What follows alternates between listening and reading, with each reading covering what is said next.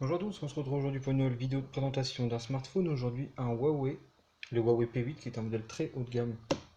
En tout cas, on verra au niveau des finitions du design. De la marque Huawei, on n'est pas sur la gamme Honor, on est bien sur Huawei. Et donc dans la déclinaison P8, donc qui est le nouvel appareil du fabricant.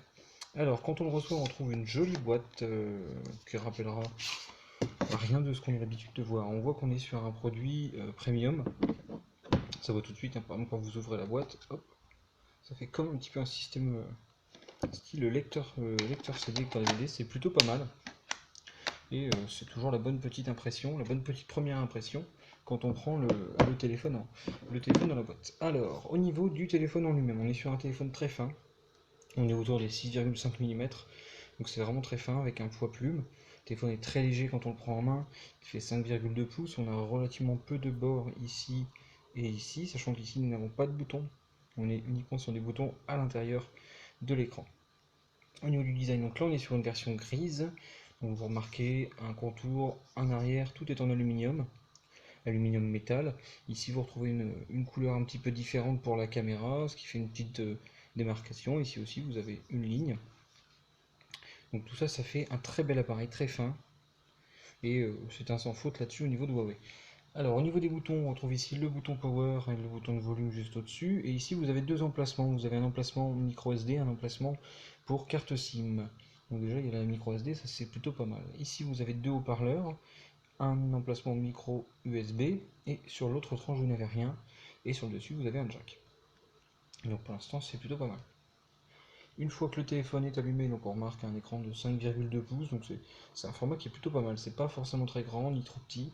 On est vraiment dans quelque chose de très bien et surtout l'écran est très beau, très lumineux, mais ça c'est vraiment normal, on va dire, sur un téléphone à ce prix, puisqu'on est dans un téléphone qui a plus de 500 €. Donc c'est assez cher et ça ne sera pas pour tout le monde. Alors, au niveau des applications, du design de l'interface, etc., on est sur Emotion UI dans sa dernière version, basée sur Android 5. On est sur Emotion UI version 3.1, donc la dernière version en date, donc ça c'est vraiment bien.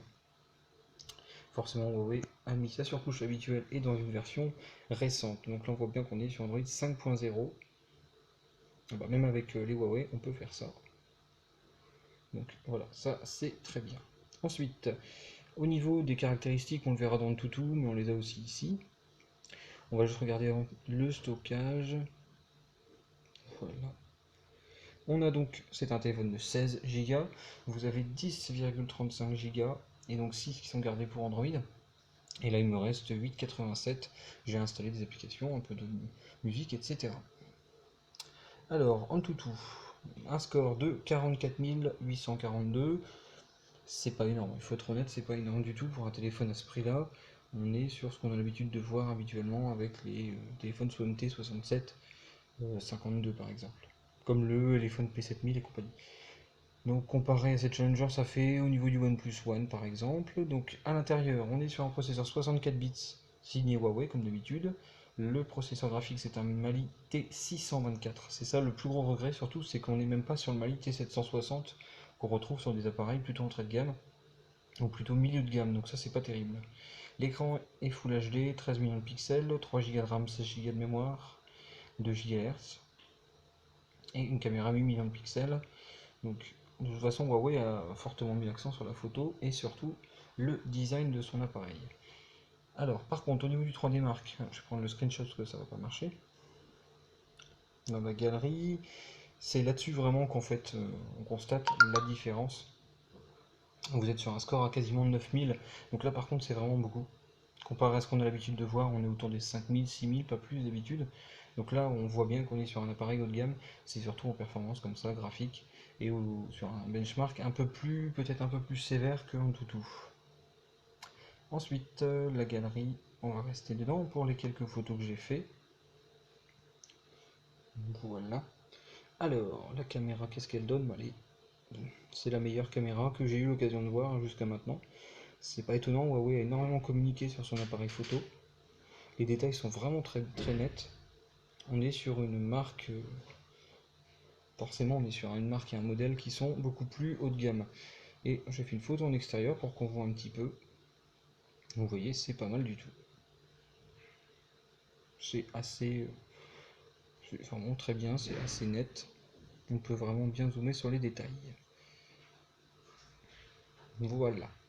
Alors, on va regarder une petite vidéo quand même pour voir un peu la qualité de l'écran, même si je suis persuadé que l'écran est très bon. Ah, tu vois, c'est pas la vidéo que j'ai mis, mais bon, ça ira très bien. Je vais mettre un petit peu de son.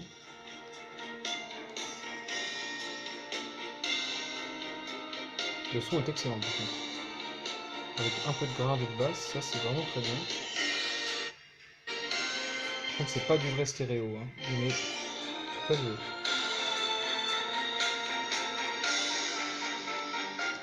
L'écran est très très bon. Je vais mettre la vidéo habituelle pour bien comparer, mais l'écran m'avait l'air vraiment très bon, et le son surtout, c'est pas mal du tout. Ah oui, le son, je confirme, le son est vraiment très très bon. Il y a pas mal de graves.